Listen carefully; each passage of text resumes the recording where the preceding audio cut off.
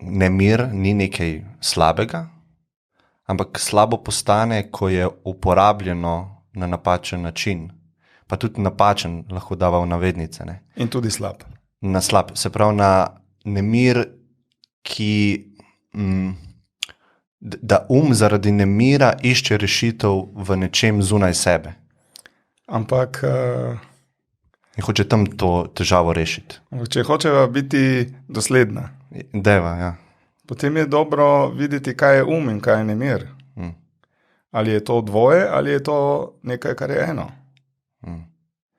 Torej, ali je to, čemu rečemo nenehno šviganje misli, idej in podobnega, ali je to nemir? Torej, da nista in nemir neki dve ločeni stvari, ampak da je najbrž to nekaj, kar je morda zelo blizu. In ko umirimo nemir... Mi ne moremo nikoli umiriti. To je, kakor sam vidim, raziskujem, verjamem in izkušam. Se lahko umiri samo od sebe. Ampak z našo pomočjo. Torej ne gre za to, da bi mi umirjali kajti kadarkoli bomo mi želeli umirjati bomo ne umirjali.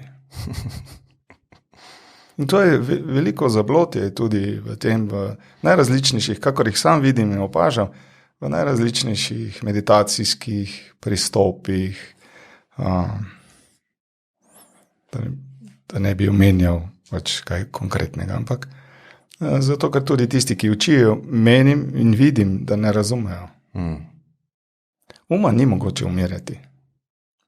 Poglejte, to je, recimo, če lahko uporabim neko analogijo, ste zagotovo že kdaj tekel po gozdu, po pravih gozdnatih, morda črnih tleh in po kakšnem dežju se vidi, kje je kakšna luža, ki je zelo kalna in ker je veliko morda tekačev šlo mimo ali pa kakšne živali so notri stopili in je kalna luža.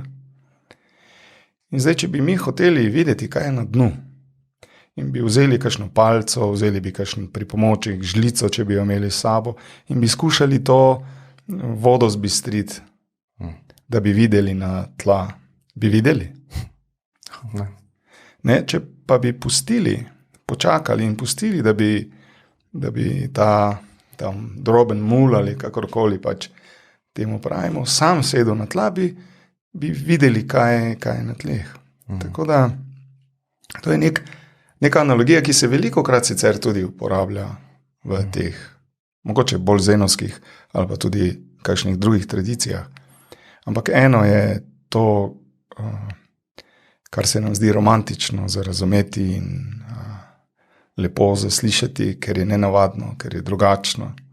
Drugo pa je, kako mi to zares doumemo. Morda razumemo že.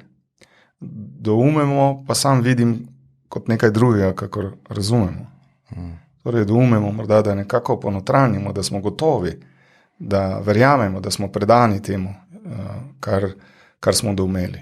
In smo v neki skrajni različici pripravljeni dati vse za to, ker mi vemo, ker mi verjamemo, mi smo doumeli, da je nekaj, kar smo doumeli.